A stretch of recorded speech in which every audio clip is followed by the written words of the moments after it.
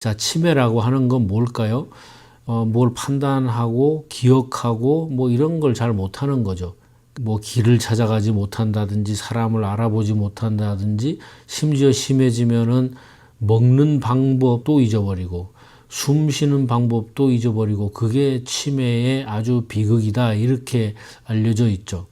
그래서 많은 사람들이 정말 치매는 안 걸렸으면 좋겠다. 뭐 이런 게 나이 든 사람들의 바람이다 이렇게 생각을 합니다. 그래서 이 치매 종류가 뭐 크게 따지면 세 가지 정도 있는데요.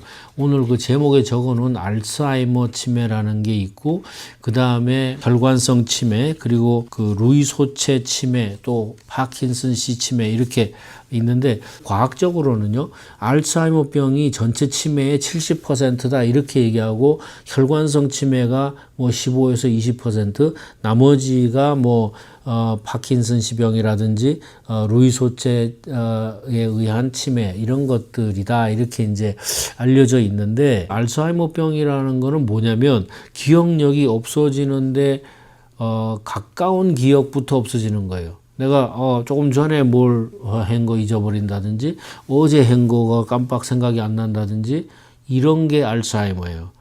그래서 알츠하이머 치매인 사람은 옛날 거는 기억해요. 옛날에 뭔 일이 있었지 이런 얘기할 때는 기억을 잘 하는데 요새 일어난 일을 기억을 잘 못하는 거죠. 그게 알츠하이머 치매의 특징이다 이렇게 이야기되고 있고, 그 다음에 혈관성 치매는 이 뇌 손상 부위에 따라서 어떤 경우는 마비가 오기도 하고 뭐 말이 잘 안 되기도 하고 또 감정 기복이 다양해지기도 하고, 그래서 사실은 혈관성 치매는 직접적으로 우리 행동에 영향을 미치기 때문에 단순하게 뭐 기억을 못하는 그런 데 그치는 게 아니죠. 그래서 제가 보기에는 알츠하이머 병이 더 진행이 되면 그 일반적으로 나타나는 혈관성 치매의 증상으로 나타나지 않나 이런 생각을 합니다. 우리가 다 뭐 혈관 때문에 뭐 혈액 때문에 걱정도 많이 하고 하잖아요. 그 이유가 뭐냐면은 사실 피가 잘 안 통하고 혈압이 높아지고 이러면 혈액순환이 잘 안 되고 그것 때문에 산소 공급 잘 안 되고 영양소 공급 잘 안 되니까 그게 뭐 근본적으로 뇌에다가 바로 영향을 미치거든요. 우리 뇌의 무게는 신체 전체 무게의 2%밖에 안 된다고 하거든요. 2%밖에 안 되는 뇌가 우리 전체가 소비하는 에너지의 20%를 쓴다는 것은 엄청난 일이죠. 그러니까 뇌가 건강해야 사람이 건강해진다고 하는 말은 전혀 잘못된 말이 아니다. 그래서 그 궁극적으로 들어가 보면 혈관 건강이 굉장히 중요하다 이렇게 저는 생각을 합니다. 그래서 제가 뇌나 치매를 보는 관점은 뭐냐면 평상시에 혈관의 염증을 없애고 피를 맑게 만들고 하면 혈액순환이 자연히 잘 되고요. 또 혈관도 탄력성이 유지가 되고 또 혈압 관리가 자동적으로 되고 콜레스테롤 관리 자동적으로 되고 당뇨 이런 것도 뭐 걱정을 안 해도 되니까 자연스럽게 건강한 장수를 누릴 수 있다 이렇게 생각합니다. 그리고 그 이외에 뭐 파킨슨씨 병이나 그 루이 소체 치매 같은 경우는 특정 어떤 루이 소체라는 뇌세포에 이상 단백질이 생기는 건데, 이런 경우는 뭐 헛거보는 경우, 그러니까 환시라 그러죠. 또 파킨슨씨 병 같이 몸이 뻣뻣해지는 증상, 또 손이 많이 떨린다든지 이런 증상이 따라오는 걸로 알려져 있습니다. 근데 이제 어쨌든 간에 이 뭐 복잡하게 생각하기보다는 우리 뇌로 가는 혈류가 정상적이지 않고 또 그 피, 그것이 깨끗하지 않으면 이런 치매에 이르게 된다 이렇게 이해하는 게 뭐 간단한 이해법이다 이렇게 말씀드릴 수 있을 것 같습니다. 그러면 UC 샌디에고 의과대학에서 한 이 연구는 1만 7천 명이나 되는 많은 사람을 대상으로 연구를 한 건데요. 이제 이분들이 밝혀낸 것 중에 좀 특이한 거는 뭐냐면 여성들이 치매 인자에 더 예민하게 반응하는구나 하는 걸 알게 됐대요. 여성들이 남성들에 비해서 많이 겪게 되는 게 우울증이라고 그래요. 여자 중에 17%가 우울증을 겪고 남자 중에 9%가 우울증을 겪는데, 그러니까 굉장히 큰 차이죠. 그 다음에 여성들이 남성들보다 신체 활동이 부족하다. 그거는 당연할 것 같아요. 그 다음에 여성 100명 중에 45명이 나는 잠을 자는 게 힘들어 이렇게 말한다는 거죠. 그래서 이런 우울증이나 운동 부족과 수면 불면증은 그 자체로서 뇌세포를 파괴하고 치매로 이르는 강력한 치매 유발인자 뭐 이렇게 이분들이 이제 평가를 했어요. 그리고 두 번째는 우리가 고혈압이나 비만 이런 것도 이제 치매의 위험한 요인이다 이렇게 이야기를 하는데, 똑같은 비만이나 똑같은 고혈압을 가지고 있어도 남자보다 여성인 경우에 그 치매로 이르는 확률이 더 높다는 거예요. 또 이 청력 손실, 그러니까 뭘 이렇게 잘 귀가 어두워지는 게 여자보다는 남자가 더 빨리 귀가 어두워진대요. 그럼에도 불구하고 여자들은 귀가 어두워지는 거에 더 예민하게 반응해서 귀가 어두워지기 시작하면 기억력이 없어지고 뇌 기능이 나빠지고 이런 쪽으로 간다고 해요. 그리고 뭐 당뇨병도 비슷한 것이 있고, 그래서 전반적으로 여성들이 제가 볼 때는 좀 예민해서 어떤 똑같은 병을 놓고도, 똑같은 건강 상황을 놓고도 더 걱정을 많이 하는 것 때문에 어떤 스트레스를 많이 만들고, 그래서 뇌에도 그런 영향을 주지 않나 이렇게 저는 해석을 했습니다. 그래서 우리가 그걸 피하려면 어떻게 해야 될까?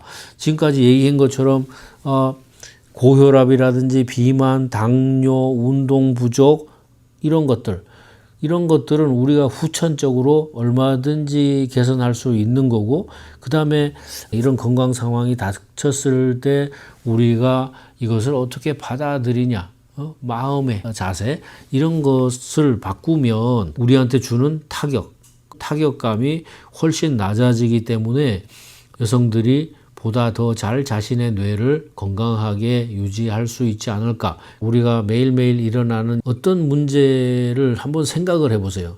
내가 오늘 이렇게 생각한다 그래서 이 문제가 바뀌는 게 있고요. 내가 오늘 이렇게 생각한다고 해도 이 문제는 절대로 바뀔 수 없는 게 있어요. 이게 바뀔 수 없는 거라면 그 바뀔 수 없는 걸 붙들고 막 애걸복걸할 이유가 없지 않겠어요? 바꿀 수 있는 게 있다면 우리가 그것도 방법론을 찾아서 순서대로 이렇게 해서 바꿔가야지 이렇게 하는 것이 옳지, 방법도 생각해 보지 않고 제대로 대처를 못하면서 이걸 꼭 어떻게 해야 되겠다, 당장 해결해야 되겠다 이런 생각만, 조바심만 하게 되면 안 된다 그런 생각을 합니다. 자, 그럼 치매 얘기 이제 마무리하면 좋을 것 같아요. 그 치매에 좋은 식단이 있는데요.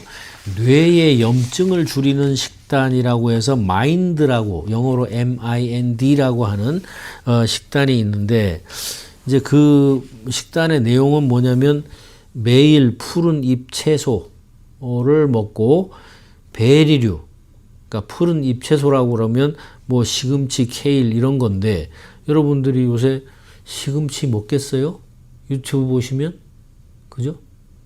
시금치는 뭐 수산이 나와가지고 결석이 생기고 뭐 두부랑 같이 먹으면 뭐가 되고 뭐 매일 그런 것만 보고 앉았는데 시금치를 먹을 수 있겠냐고.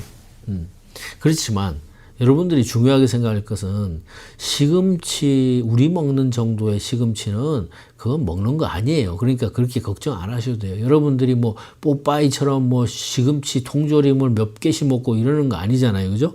예, 그래서 여러분들이 일반 식단으로 먹을 때는 그런 음식물은 여러분한테 아무런 해가 되지 않는다는 걸 우선 기초로 하세요. 그 다음에 케일 같은 잎채소. 그 다음에 이제 여러분들이 베리류 이러면 뭐 블루베리니 뭐 이런 거 있잖아요. 근데 이제 베리류 중에서도 짙은 보라색, 보라색이 짙을수록 안토시아닌 같은 것이 많이 나오기 때문에 뇌 건강에 좋다 이렇게 알려져 있고, 그런 베리류에 들어있는 항산화 물질들이 우리 기억력을 관장하는 뇌의 해마를 직접적으로 보호한다 하는 게 이제 많은 연구에서 나타나 있다 하는 거고, 그 다음에 이제 포화 지방을 줄이라고 하는 건데요. 이 부분은 저는 자신이 없어요. 요즘 뭐 사실은 뭐 포화 지방이 좋다, 불포화 지방이 좋다, 뭐 지방이 좋다, 지방이 나쁘다 이런 식으로 얘기를 하잖아요. 그러니까 이것도 보면 굉장히 경제 논리에 따라서 이런 것이 유행을 하는 게 아닌가, 저는 그렇게 생각을 합니다. 그래서 어떤 음식이 됐든 이런 그 지방도 꼭 포화 지방, 불포화 지방이 중요한 게 아니고 균형이 중요하지 않나 이런 생각을 합니다. 그래서 뭐 여기에 나와 있기는, 그 마인드 식단에 나와 있기는 붉은 고기나 가공식품에 포함된 포화지방을 안 먹는 것이 혈관 건강에 좋아요 이렇게 말을 하고, 그러기보다는 뭐 제가 어젠가 올려드린 콜라겐이 풍부한 밥상이라고 하는 영상이 있었는데 안 보신 분들이 굉장히 많더라고요. 그걸 좀 보시기 바라고, 이제 거기에도 나오지만은 여러분들이 고등어나 연어 같이 오메가3가 풍부한 등푸른 생선 이런 걸 일주일에 한 2번 이렇게 먹고, 뭐 닭고기 같은 거 이런 걸로 먹는 것이 뇌의 염증을 줄이는 식단이다 이렇게 되어 있습니다. 그런데 어쨌든 저는 근본적으로 그런 접근법을 별로 동의하지 않아요. 어떤 특정 영양소나 특정 음식이 최고라고 말하는 거, 그거는 결코 옳지 않아요. 조금 전에 우리 인간이라는 것은 우주에 존재하는 수많은 원소의 집합으로서 만들어진 거다 이런 말을 한 것처럼, 우리 인간이 건강을 유지하려고 그러면 이 우주에 존재하는 우리 인간이 구성한 그 수많은 원소들을 다 모조리 비율대로 제대로 섭취해야 우리가 건강을 유지할 수 있는 거예요. 그렇기 때문에 제가 영상 올려드린 것 중에 왜 비빔밥 먹으면 괜찮은데 영양제를 여러 가지 먹는 건 안 되냐, 그런 이야기에서도 말씀드린 것처럼 여러분들이 음식을 통해서 다양한 원소를 섭취해야 된다고 하는 사실은 우리 인간의 존재부터 출발된 하나의 명제예요. 그렇기 때문에 여러분들이 음식을 고르게 먹어야 된다, 식단을 다양하게 해야 된다는 것은 여러분 건강을 위해서 무엇보다도 중요하다는 거예요. 우리가 나이 먹고 이러다 보면 노화가 됐어요. 지금까지 망가뜨린 우리 건강을 또 어떻게 회복은 시켜야 되니까 그 방법론으로서 뭐 어떤 것이 좋으냐 이렇게 말할 때는 또 특정 성분들을 이야기할 수 있어요. 만약에 저보고 얘기를 한다 그러면 마인드라는 식단을 뇌에 염증이 안 생기는 뭐 식단 이렇게 설명을 드렸지만은, 만약에 우리가 이 뇌가 염증이 생기지 않고 뇌 혈관이 건강해서 충분하게 산소를 공급하고 필요한 영양소를 공급하게 하려면 결국 핵심은 뭐예요? 혈관이 건강해야 되고 피가 맑아야 되는 거예요. 이제 그런 걸 생각할 때 우리 혈관의 염증을 줄이는 가장 강력한 항산화 물질은 아스타잔틴이라고 저는 믿고 있습니다. 그 아스타잔틴은요, 강력한 항산화 물질로 알려져 있는 비타민 C에 비해서 항산화력이 무려 6,000배나 높다고 알려져 있어요. 이제 그런 것처럼 항산화력이 뛰어나서 우리 노화를 방지해주고 또 우리 몸에 있는 활성산소를 해소하는데, 없애주고 염증을 치유하는데 도움이 된다고 하는 그 수많은 영양소 중에서도 아스타잔틴을 당할 수 있는 영양소는 현재까지 없다. 저는 그렇게 믿고 있습니다. 그리고 실제로 여러분들이 드시는 뭐 뉴락솔이라든지 또는 뭐 프레셔 밸런스 Q 같은 것들이 그 아스타잔틴이 굉장히 많이 들어있는 영양제인데요. 이제 그 아스타잔틴의 강력함은 어디에서 나오냐면 뇌혈관 장벽이라는 게 있습니다. 뇌가 너무나 소중하기 때문에 이렇잖아요. 혈관이 있고 그 안에 피가 있어요. 그죠? 뇌 안에 핏줄이 흘러요. 그죠? 그러면 핏줄 밖으로 나와야 뇌 안으로 들어가는 게 되겠죠? 그죠? 그러니까 뇌세포하고 혈관세포 사이에는 장벽이 있어요. 그거는 이제 혈관이 한 겹 더 있다 이렇게 생각하시면 돼요. 혈관벽이. 그래서 그걸 보고 뇌혈관 장벽, 그래서 BBB라고 하는데요. 이게 아무 물질이나 통과를 못하는 거예요. 그런데 아스타잔틴은 아주 이 뇌혈관 장벽을 잘 통과해요. 그래서 뇌 조직에 직접적으로 긍정적인 작용을 빨리 할 수 있다. 그 다음에 알츠하이머 독성 단백질을 차단하는데요.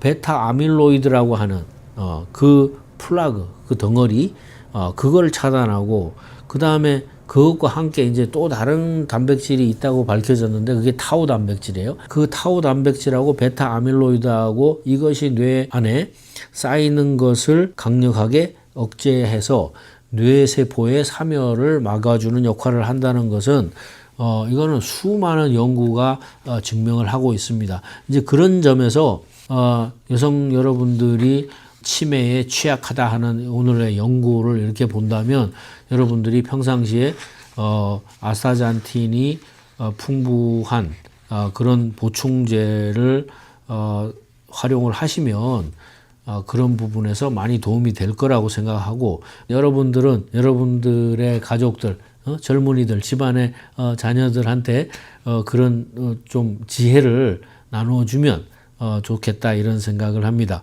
자, 그럼 여러분 건강하게 일주일 보내시고 다음 주에 뵙도록 하겠습니다. 감사합니다. 안녕히 계십시오.